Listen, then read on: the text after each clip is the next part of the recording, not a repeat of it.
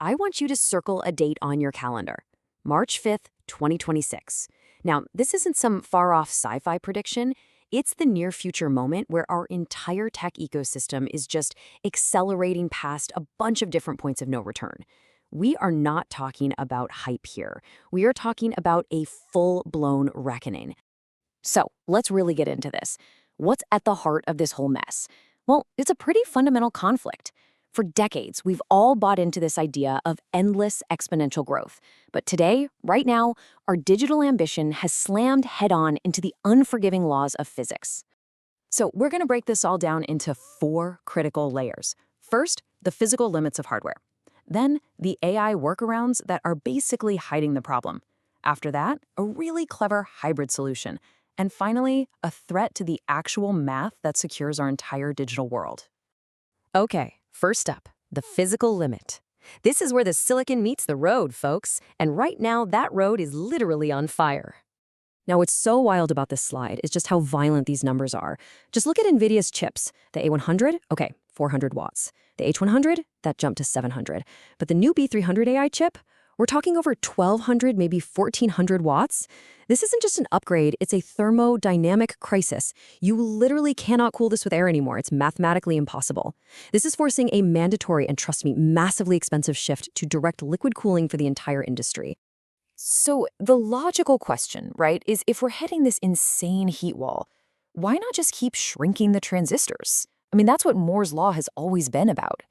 Well, that leads us to an even weirder, even more fundamental problem. You see, the problem is, when you get down to the 1.6 nanometer scale, which is what TSMC is trying to do right now, the walls of a transistor are just a few atoms thick. And at that scale, physics just gets weird. Electrons start acting like ghosts. They just pass straight through solid walls. It's a real thing called quantum tunneling. The result? It's not just a delay for Apple's next iPhone. It's the end of an entire era. We're seeing mass chip failures that tell us we can't just shrink our way to more power anymore.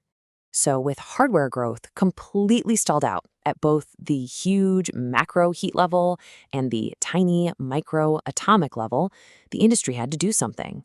They had to pivot. And the new rule is, if you can't build a more powerful engine, you just create the illusion of speed. And that, my friends, is the AI workaround. And this right here, this just brilliantly illustrates that massive strategic shift. The old way was all about brute force, just cram in more transistors, get more raw power. The new way, it's all about using incredibly powerful AI to just fake the results, whether that's creating pixels that aren't actually there or automating complex tasks we used to have to do ourselves. You want a perfect example? Look no further than the upcoming PlayStation 6. Leaks are showing that Sony is just completely abandoning the raw power race. They're literally stripping out traditional graphics hardware to make more room for AI. So the PS6 will render games at a really low resolution, we're talking maybe even 720p, and then use a specialized AI to hallucinate a perfect 4K or even 8K image on your screen. It's not rendering it, it's dreaming it. But this illusion goes way beyond gaming. OpenAI has just launched what they're calling autonomous desktop agents. Instead of asking AI to help you with a formula, you can now give it a complex command like this one. The AI hears that, takes control of your mouse and your keyboard, and just does it, all of it, in seconds. It's kind of breathtaking. But this comes with an absolutely terrifying risk. Giving a cloud-based AI that level of control, I'm talking root access to your entire machine, it just shatters every single cybersecurity model we have.